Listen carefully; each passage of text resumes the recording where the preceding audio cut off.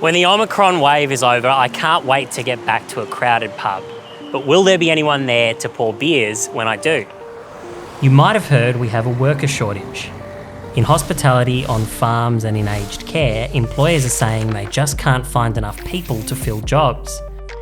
But at the same time, there are 500,000 Australians who are unemployed. That doesn't include people who can't work. That's 500,000 Australians who want work but can't find it. And there are 1 million Australians who are underemployed, which means that they have a job, but they don't have as many hours as they'd like. The shortage is so desperate that the federal government has moved to refund visa fees for backpackers and international students to encourage more of them to come in and fill gaps. And my message to them is, come on down.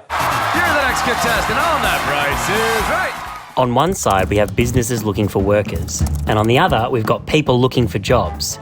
But they don't seem to be meeting in the middle. Confused? I don't blame you. Let's take a closer look.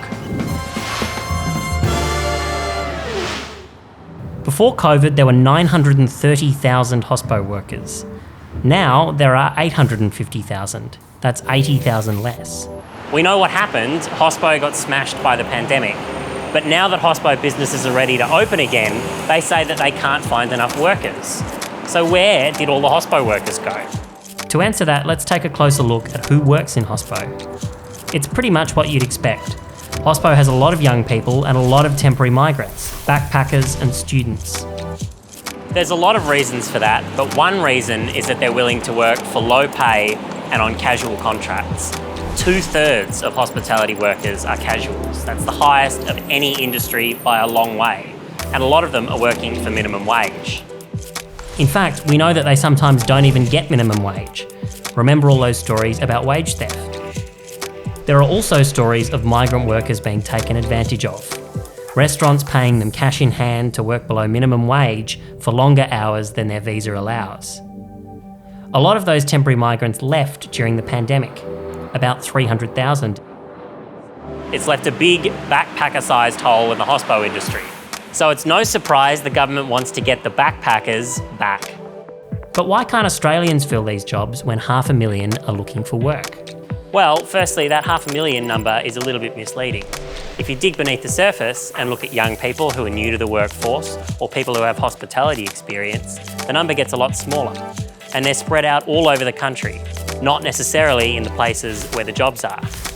And they may just have better offers.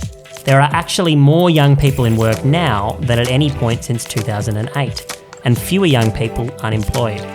There just isn't a huge pool of young people desperate to get jobs washing dishes or waiting tables, especially when the pay and conditions are so poor.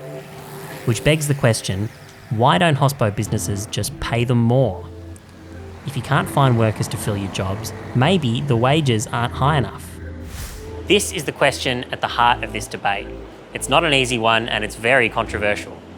Critics of the sector say that their reliance on students and backpackers has allowed them to ignore the poor paying conditions that drive people away from wanting hospo jobs. They say that now that the tap of students has been turned off, it's forced the sector to a reckoning. But the sector says it can't afford to pay workers more. Its margins are already razor thin and food inputs are getting more expensive because of climate change. At the same time, they say that customers aren't willing to pay more for meals or for coffees, so higher wages just aren't feasible. It's not a debate that's confined to hospo either. Worker shortages are also a big problem in aged care and agriculture, both sectors with low pay, poor conditions, and a lot of temporary migrants. The debate about how to fix these shortages through higher pay or more temporary migrants is shaping up to be a key election issue.